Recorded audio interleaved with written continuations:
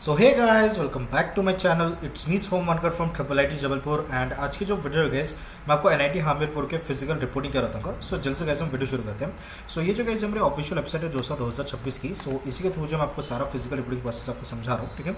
सो यहाँ पे अगर आप देखो गाइस, तो डॉक्टर राजीव कुमार सर जो हमारे कॉन्टैक्ट पर्सन है फॉर एडमिशन। तो अगर आपके कुछ जेन्युइन क्वेरीज या डाउट्स है तो आप इनको कॉन्टैक्ट कर सकते हो एज थ्रू ईमेल या फिर कॉन्टैक्ट नंबर के थ्रू, ठीक है। बाकी और इंस्टीट्यूट की कुछ इन्फॉर्मेशन दे रखी है, आप इसको वेरीफाई कर सकते हैं, ठीक है। सो बट आगे मुद्दे पे आते हैं, अगर हम बात करेंगे एनआईटी हामिरपुर के फिजिकल रिपोर्टिंग की, ठीक है। सो आप क्या करो, सिंपली ब्राउजर पे जाओ और यहाँ पे आप टाइप करो एनआईटी हामिरपुर फिजिकल रिपोर्टिंग 2026।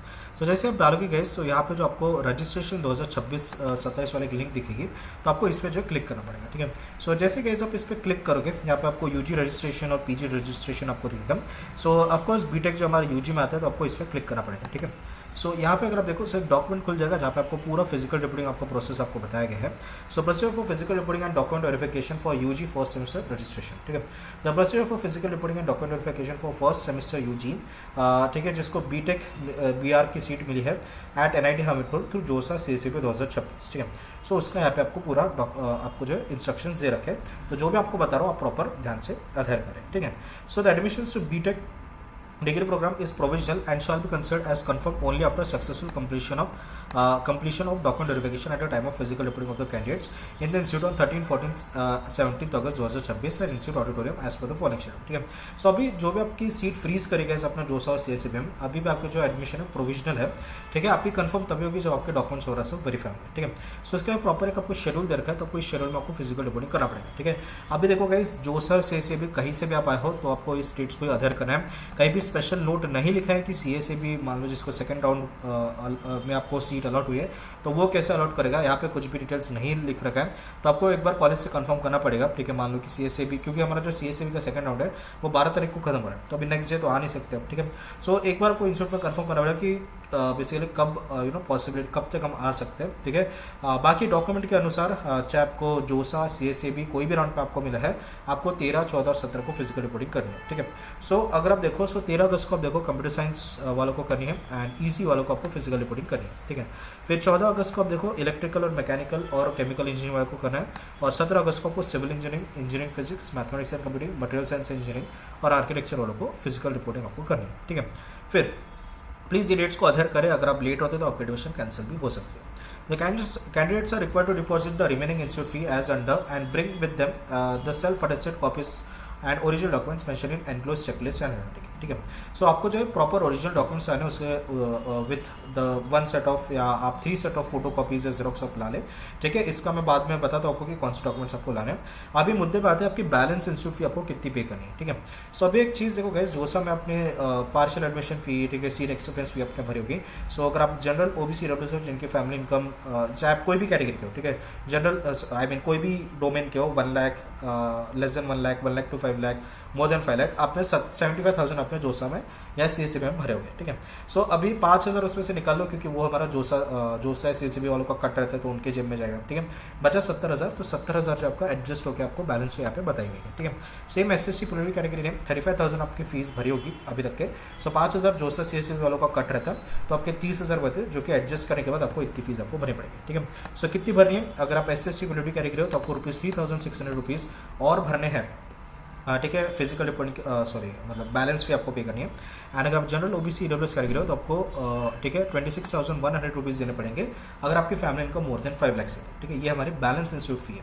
फिर अगर आप लेस देन 1 लाख हो, जनरल ओबीसी ईडब्ल्यूएस जिनकी family income less than 1 lakh है, या फिर 1 लाख टू 5 लाख के बीच में अगर आपकी है, तो आपको कोई भी आपको बैलेंस इंस्टीट्यूट फी आपको नहीं पे करनी है, ठीक है। प्लीज़ ध्यान रखो। सो अभी कैसे करनी पे, एसबीआई कलेक्ट के थ्रू आपको भरनी है, ठीक है, जो मैं आपको बता दूं कि आपको कैसे भरनी है। यहाँ पे देखो एक मार्क दे रखा है, based upon the family income certificate issued by company authority और revenue officer not below the rank of tehsildar और SDM and must be online verifiable at the time of physical reporting.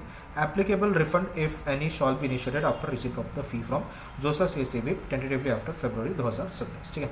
सो एक चीज़ ध्यान रखिए गाइस, आपको जो इनकम सर्टिफिकेट, ठीक है, अगर आप जनरल ओबीसी ईडब्ल्यूएस कैटेगरी के हो जिनके family income less than 1 lakh है या फिर 1 लाख टू 5 लाख के बीच में, ठीक है, उनको प्रॉपर एक इनकम सर्टिफिकेट देना पड़ेगा, तभी आपको जो फी वेवर आपको मिलेगा, ट्यूशन फी वेवर, ठीक है। अगर आप वो नहीं देते हो तो आपकी जो है फुल आपको फीस देनी पड़ेगी। एंड यू नो प्लीज़ एक चीज़ ध्यान रखें, लेटेस्ट आपका 1 अप्रैल 2026 वाला आपको होना चाहिए income certificate, and not below the rank of tehsildar या एसडीएम, ठीक है, इस चीज़ का आप ध्यान रखें।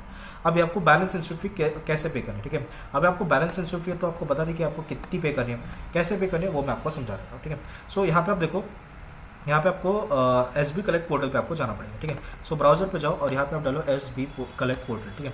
एस बी कलेक्ट पे आप जैसे जाओगे, ठीक है, सो यहाँ पे आपको एजुकेशन इंस्टीट्यूट पे आपको क्लिक करना पड़ेगा। सो जैसे आप इस पर क्लिक करोगे गाइस, ठीक है, सो यहाँ पे आपको जो है यहाँ पे आपको डालना पड़ेगा, ठीक है। जैसे अगर मैं हमीरपुर डालता हूँ, ठीक है, सो या NIT हमीरपुर यहाँ पे आ जाएगा, ठीक है। सो NIT हमीरपुर पे आपको क्लिक करना है। अभी कैटेगरी पेमेंट कैटेगरी यहाँ पे आप देखो बहुत सारी चीज़ें दे रखे हैं, ठीक है। सो यहाँ पे अभी बीटेक का कहीं भी ऑप्शन नहीं है, ठीक है। सो आप इस पर चेक करते रहो, कहीं ना कहीं बीटेक का आपको आ जाएगा, या आपका जो न्यू एडमिशन नाम से या बीटेक एडमिशन नाम से कुछ आएगा। यहाँ पे कुछ लिख रखा होगा तो देखो, accept the terms, select the corporate institute education, ठीक है, NIT हमीरपुर सेलेक्ट करें बीटेक। हाँ देखो, BTech BR dual degree first sem only, ठीक है, ये आपको पेमेंट कैटेगरी में सेलेक्ट करना पड़ेगा, ठीक है। सो अभी तक के ये कुछ दिख नहीं रहेगा, सो आपको जो है थोड़ा वेट करना पड़ेगा।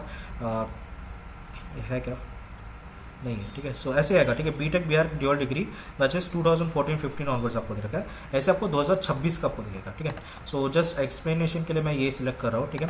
सो आपको रोल नंबर, नेम वगैरह सब डालना है, फादर का नेम, मोबाइल नंबर, ठीक है, सेमेस्टर फ़ी, ठीक है, कोर्स आपको सिलेक्ट करना है, ठीक है, आपकी ब्रांच कौन सी है, सॉरी सेमेस्टर कौन सा है वो सब आपको डालना है। सेमेस्टर फ़ी आपको डालनी है, जैसे मान लो SC/ST कैटेगरी का तो 3600 रुपीज़ आपको डालना है, या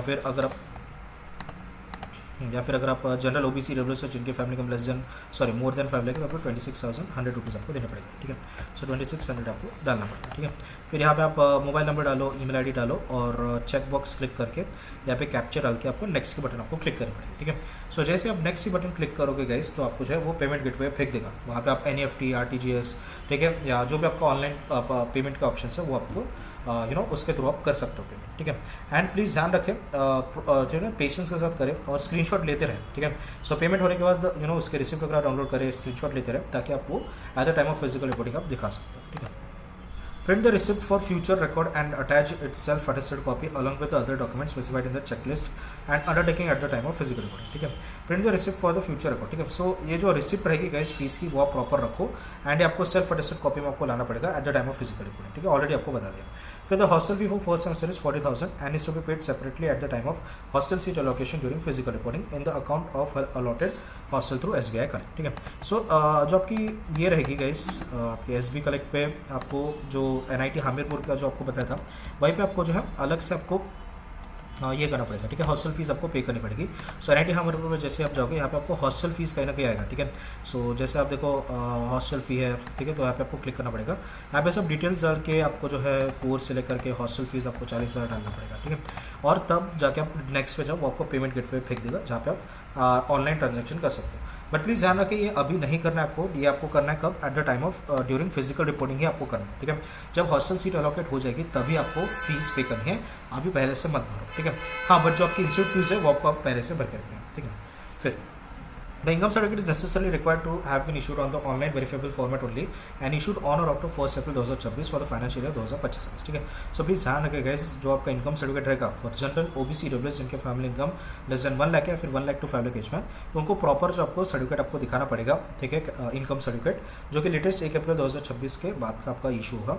और ये देखो, however the candidates willing to do states which does not issue online verifiable income certificates may be allowed to submit income certificate in the format prescribe by ministry of tribal affairs government of India, ठीक है, vibe letter, और उसका आपका letter number आपको दे रखा है, ठीक है। सो ऑनलाइन वेरीफाइबल आपका रहना चाहिए, ठीक है, इनकम सर्टिफिकेट, इसका आप ध्यान रखें। और कुछ आपको फॉर्मेट आपको दे रखा है, तो ठीक है, सो ये चीज़ भी आप ध्यान रखिएगा, ठीक है, ये आपको कुछ फॉर्मेट आपको दे रखा है, ठीक है। इनकम सर्टिफिकेट का भी जो फॉर्मेट रहेगा जोसा या सेंट्रल गवर्नमेंट का, वो एंड ऑफ द वीडियो में आपको बता दो, ठीक है। सो उसकी भी चिंता आप ना करें। At the time of physical reporting and semester registration, candidates are required to bring all documents in original for physical verification and self attested hard copy of the documents, ठीक है।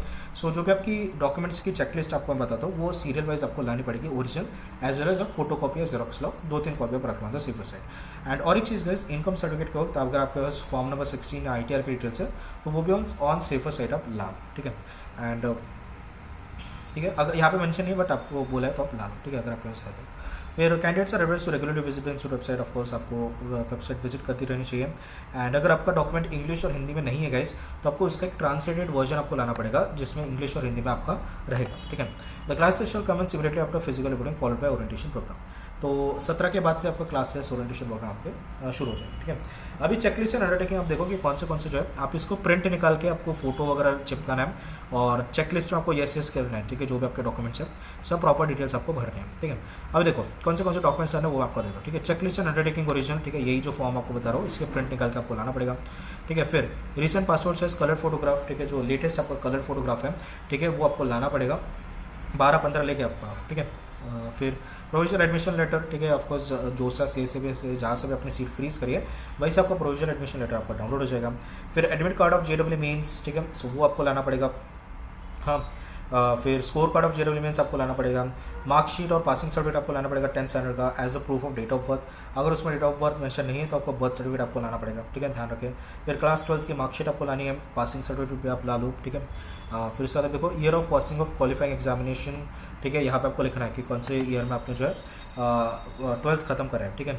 और PCM percentage in qualifying examination, यहाँ पे सिर्फ PCM का आपको percentage पूछ रहा है। Indian national who pass the qualifying examination from institution abroad must submit a passport, ठीक है। अगर आप अब्रॉड से हो तो आपको पासपोर्ट देना पड़ेगा। एंड अगर आप नेशनल ओपन स्कूल से हो तो उसका भी एक प्रॉपर सर्टिफिकेट आपको देना पड़ेगा, ठीक है। फिर कैरेक्टर सर्टिफिकेट, ठीक है, माइग्रेशन सर्टिफिकेट और ट्रांसफर सर्टिफिकेट आपको लगेगा, ठीक है। ये आपको जो है 12th स्टैंडर्ड जहाँ से भी आपने कंप्लीट करा है वहाँ से आपको लाना पड़ेगा। ओरिजिनल भी लाओ एज वेल एज उसके फोटो कॉपी भी लाओ, ठीक है। मेडिकल सर्टिफिकेट एज पर जोसा format, end of the video में आपको फॉर्मेट बता दूंगा, वही फॉर्मेट में आपको लाना पड़ेगा, ठीक है। Government issue photo ID proof, जैसे आपका आधार कार्ड आप ला सकते हो, ठीक है। फिर कैटेगरी सर्टिफिकेट, अगर आप OBC SC ST कैटेगरी के हो तो आपका जोसा या सेंट्रल गवर्नमेंट फॉर्मेट में आपका होना चाहिए, ठीक है। एंड अगर आप OBC या फिर OBC या फिर EWS कैटेगरी के हो तो आपको लेटेस्ट 1 अप्रैल 2026 का आपको जो है कैटेगरी सर्टिफिकेट आपको चाहिए रहेगा, ठीक है। प्लीज़ ध्यान रखें, अगर आप OBC या फिर EWS कैटेगरी के हो तो आपको लेटेस्ट 1 अप्रैल 2026 का आपको कैटेगरी सर्टिफिकेट आपको लाना पड़ेगा, ठीक है। एंड उसके अलावा गाइस आप देखो on right verifiable certificate valid until 31 अगस्त आपका रहना चाहिए, ये भी आपको यहाँ पे मेंशन करा गया, ठीक है।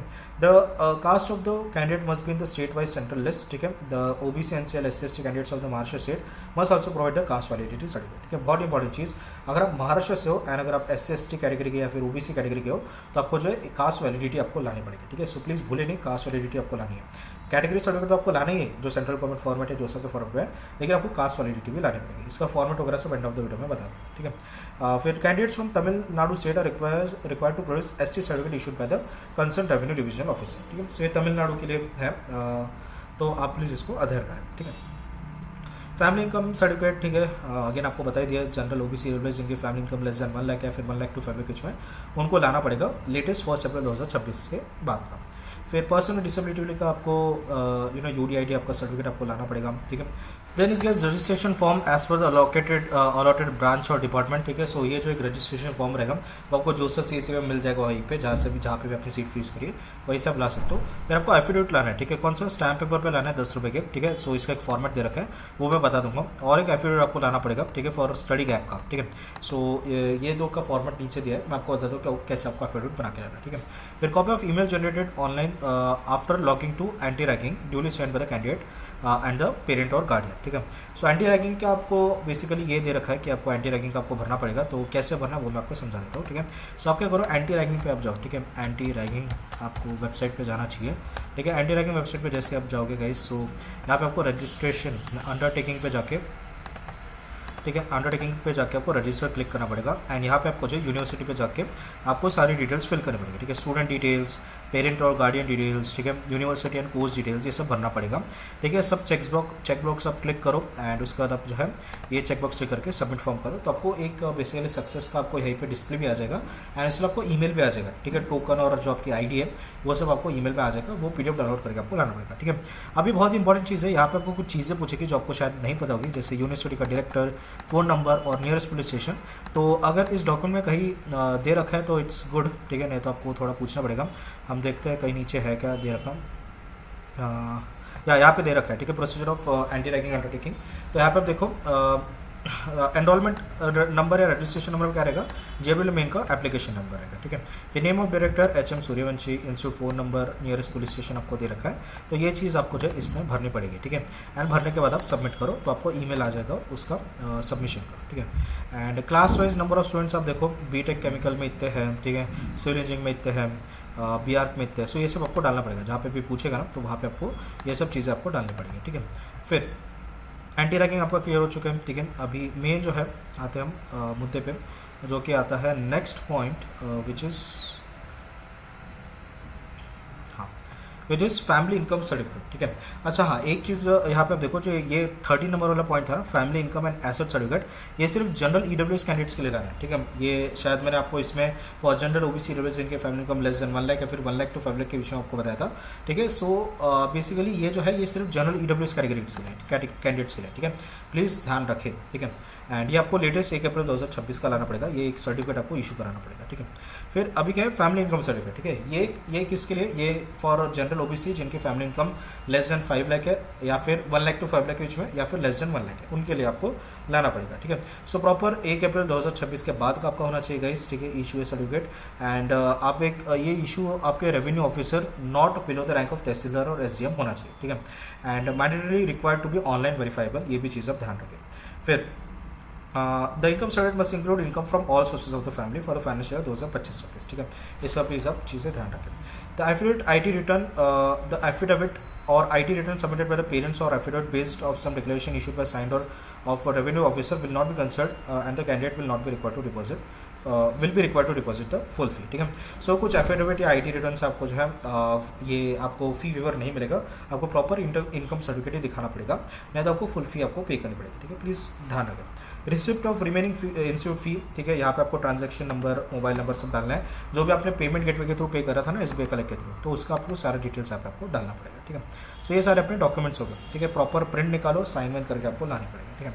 फिर अंडरटेकिंग आपको दे रखी है NIT हमीरपुर की, सो इसके आप सिंपली प्रिंट निकालो, और सॉरी ये ICCR डासा वाले के लिए, तो इसको आप इग्नोर करें।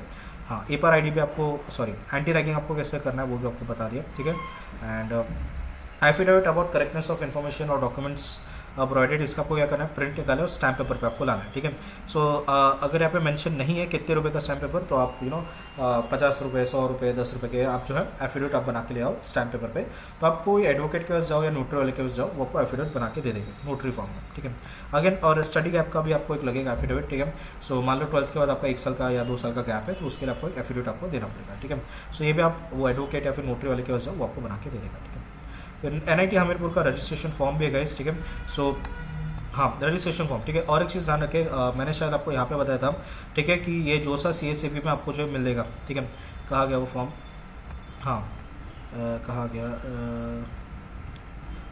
या registration form as per the allocated branch और डिपार्टमेंट। सो ये मैंने शायद आपको बताया था कि जोसा में रहेगा, ठीक है। सो ये एक्चुअली इसका एक फॉर्मेट दे रखा है आपको नीचे, ये आपको लाना पड़ेगा, ठीक है। सो सॉरी फॉर दैट, ठीक है। आपको जो है यहाँ पे एक दे रखा है, ठीक है, रजिस्ट्रेशन फॉर्म, हाँ रजिस्ट्रेशन फॉर्म, तो ये आपको जो सिंपली प्रिंट निकाल के भर के आपको देना पड़ेगा इंस्टीट्यूट को, ठीक है।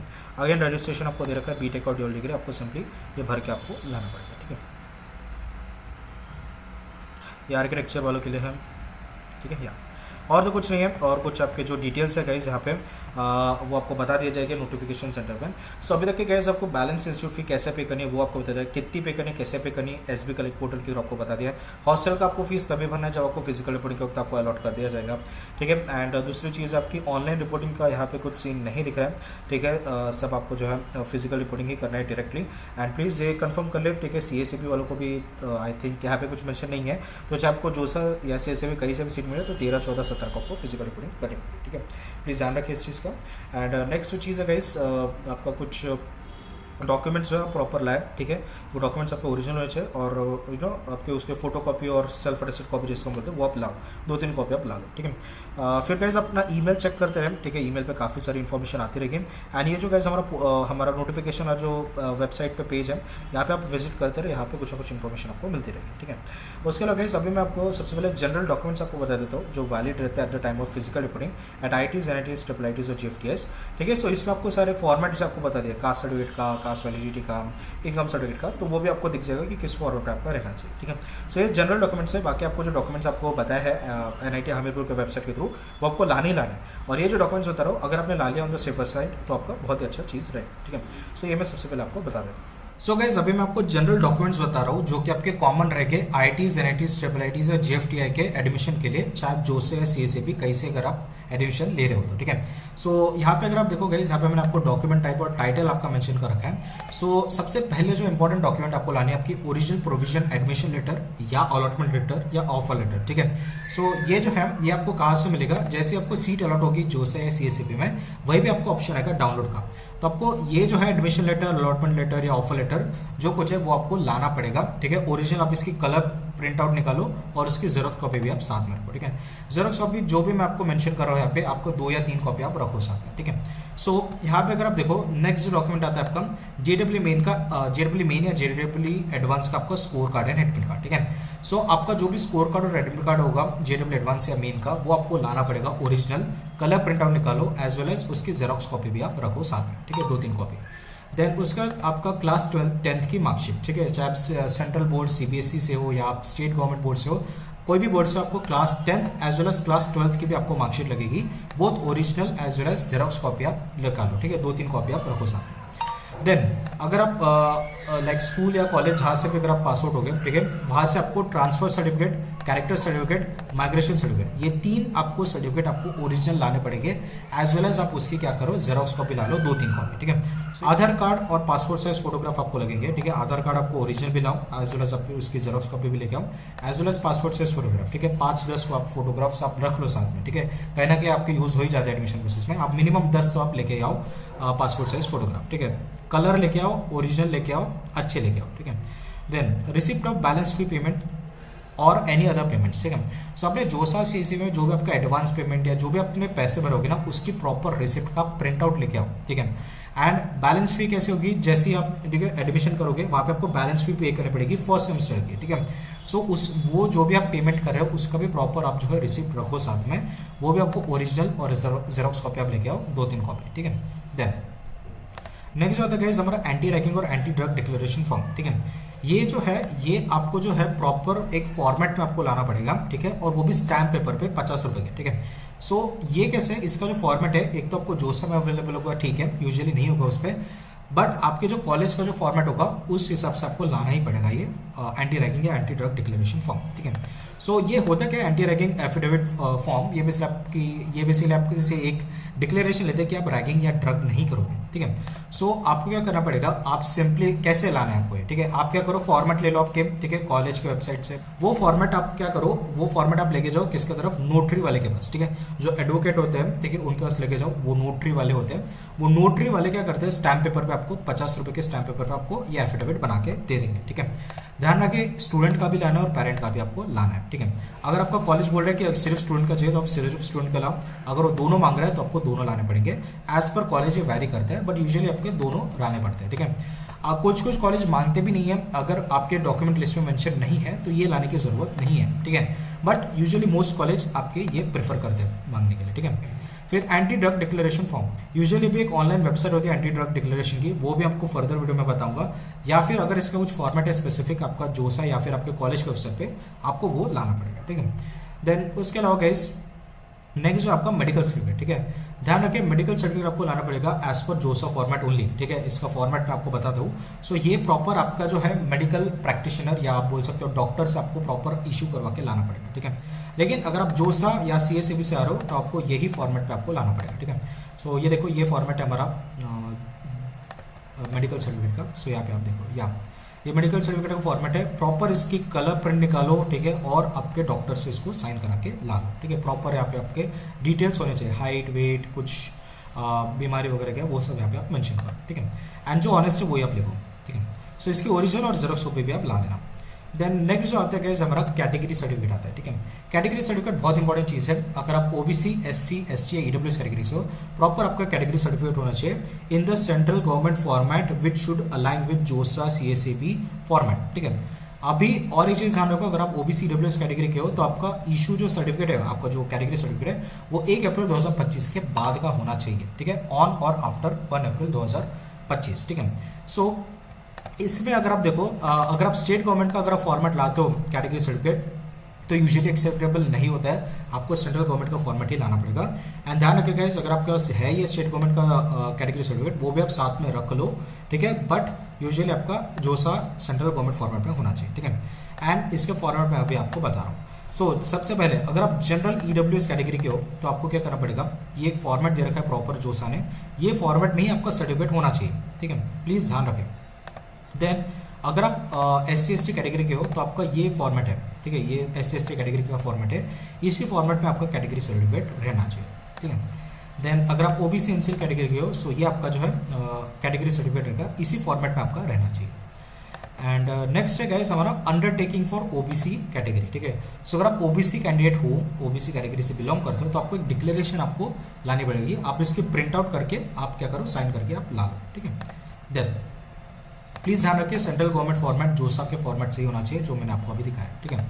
देन कास्ट वैलिडिटी, ठीक है, ये आपके महाराष्ट्र स्टूडेंट्स के लिए एप्लीकेबल रहते हैं। अगर आप कोई और स्टेट से, और अगर आपके पास कास्ट वैलिडिटी है तो आप ला सकते हो ऑन द सेफर साइड, ठीक है। सो यहाँ पे कास्ट वैलिडिटी महाराष्ट्र स्टूडेंट्स के लिए बहुत ही मैंडेटरी है। ये वो फॉर्मेट है सेंट्रल गवर्नमेंट का आपका जोसा का, और ये सिर्फ NIT+ सिस्टम के लिए, ठीक है, ध्यान रखें, ये जो है NIT+ सिस्टम के लिए ही यहाँ पे मेंशन कर रखा है।